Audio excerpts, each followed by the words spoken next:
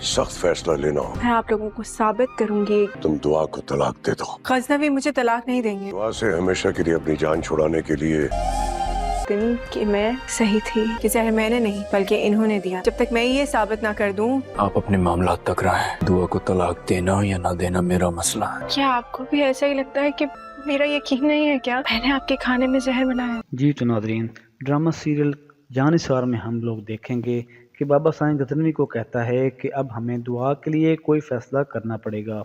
गजनवी, तुम दुआ को तलाक दे दो क्योंकि उसने तुम्हारे खाने में जहर मिलाया था।